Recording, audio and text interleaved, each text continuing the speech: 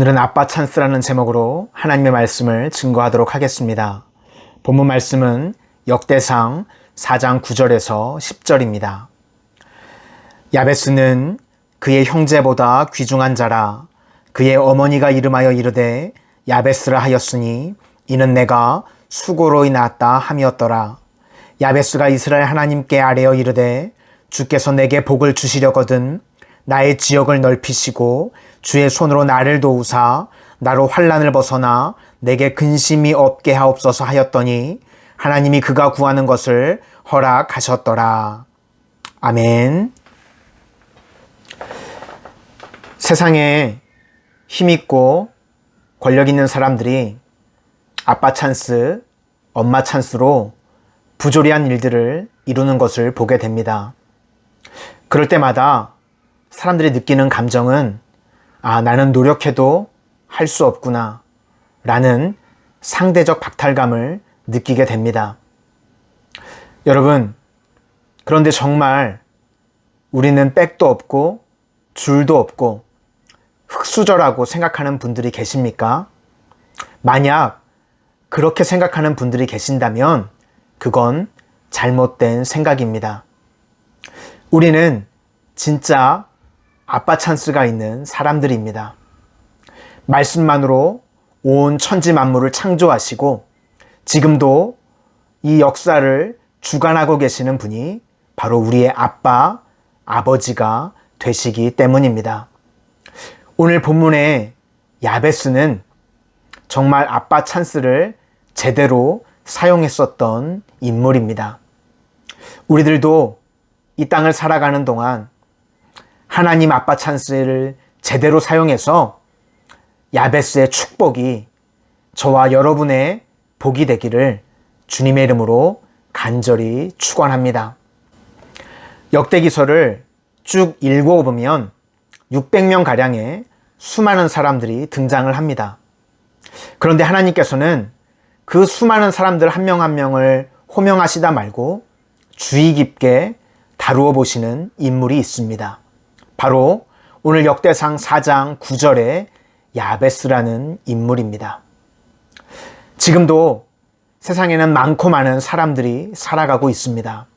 그러나 하나님께서는 유심히 바라보는 사람들이 있습니다. 하나님을 예배하고 하나님 앞에 무릎 꿇고 기도하는 사람, 그 사람을 하나님께서는 바라보고 계십니다.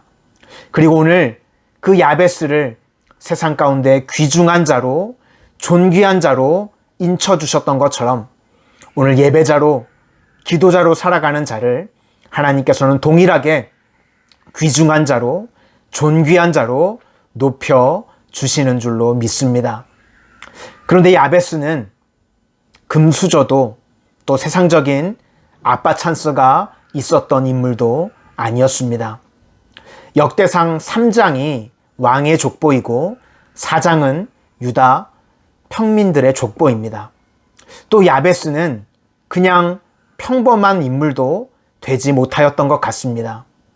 어머니가 이름하여 이르되 야베스라 하였는데 내가 수고로이 낳았다고 성경이 기록하고 있습니다. 그래서 성경을 해석하는 분들이 야베스가 물질적인 극심한 어려움을 겪었거나 혹은 육체적인 장애가 있었을 것이라고 이야기들을 하십니다. 또 우리가 성경을 통해서 유추해 볼 수 있는 부분이 있습니다. 유대인들은 자녀의 이름을 지어줄 때 무조건 아버지가 이름을 지어줬습니다. 그런데 오늘 본문에는 어머니가 이름하여 이르되 야베스라 라고 기록하고 있습니다. 그러니까 야베스는 어쩌면 원치 않은 출생을 했었던 인물이었는지 모르겠습니다. 마가복음 6장 3절에도 예수님을 사람들이 부를 때 마리아의 아들 목수가 아니냐라고 부르는 장면이 나옵니다. 이건 그 사람을 약올리고 비하하는 발언인 겁니다. 너 사생하잖아. 너 이상한 출생을 했잖아. 라고 약올리는 겁니다. 야베스도 태어나는 것부터 원치 않는 출생을 했었던 고난 가운데 있었던 인물이었을지 모르겠습니다. 언젠가 원치 않는 출생을 하셨던 목사님의 간증의 이야기를 들은 적이 있습니다. 그 어머니께서 이 아이를 지우려고 환을 사서 300알이나 드셨다는 겁니다. 그런데 그 환이 중국산 가짜라서 이 아이가 죽지 않았습니다. 워낙 중국산 가짜가 많지 않습니까? 어떤 농부가 씨를 사다가 뿌렸는데 그게 가짜여서 하나도 열매를 맺지 못했다는 겁니다. 그래서 너무 속상하고 화가 나서 농약을 사서 마셔서 죽으려고 했는데 이 농약도 중국산 가짜여가지고 살았다는 이야기가 있습니다. 이 목사님도 그 약이 가짜여가지고 태어나게 됐는데 어머니가 이 아이의 눈빛을 보는 순간 차마 죽이거나 버릴 수가 없어서 키우게 되셨다고 합니다. 이 목사님도 원치 않는 출생으로 너무나 많은 아픔과 눈물이 있으셨다는 이야기를 들은 적이 있습니다. 오늘 야베스 역시 너무나 고난 가운데 원치 않는 출생을 했었던 인물이었습니다. 그런데 오늘 야베스가 이 고난 가운데 하나님을 붙들었습니다. 이 역대상 4장 9절은 그 자체로 기도문입니다. 하나님 앞에 고난의 문제를 놓고 기도하는 겁니다. 이 바뀐 성경으로는 내게 복을 주시려거든 이라고 표현되어 있지만 전 성경에 보면 원컨대 주께서 내게 복에 복을 더하사, 저는 이 부분이 훨씬 더 마음에 듭니다. 하나님 내게 압도적으로 축복해 주셔서 이전의 고난은 생각도 나지 않도록 저를 축복해 주시고 은혜 부어 주십시오. 여러분, 우리 인생에도 말할 수 없는 아픔, 눈물, 고통이 있을 줄로 압니다. 그러나 그 시간을 원망으로, 불평으로, 한숨으로 채우지 마시기를 바랍니다. 고난 가운데 야베스와 같이 하나님을 붙드시기를 바랍니다. 그리고 하나님 아버지께 야베스와 같이 기도하십시오. 내게도 이와 같은 압도적인 축복을 부어주셔서 복에 복을 더하셔서 나의 지경을 넓혀 주십시오. 하나님이 우리의 아빠, 아버지가 되심을 여러분 잊지 마시기를 바랍니다. 누가복음 15장에 탕자의 이야기가 나옵니다. 그런데 탕자가 왜 불쌍합니까? 재산을 전부 잃어버려서 거지가 돼서 불쌍한 게 아닙니다. 아버지의 자녀라고 하는 이 존엄성을 상실했기 때문에 불쌍한 겁니다.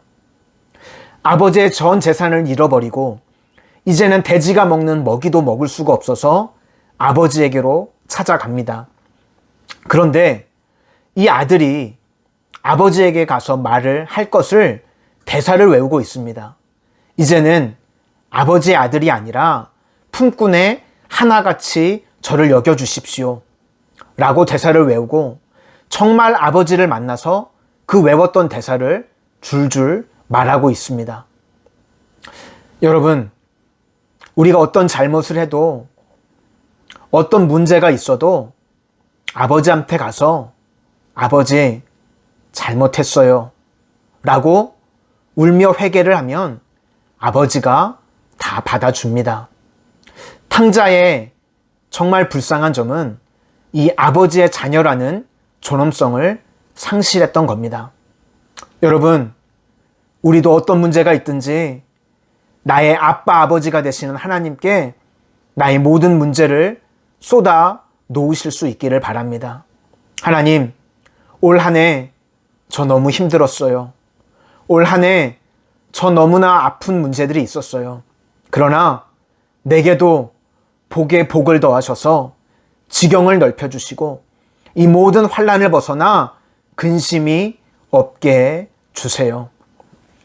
잠언서 10장 22절은 이렇게 말씀합니다.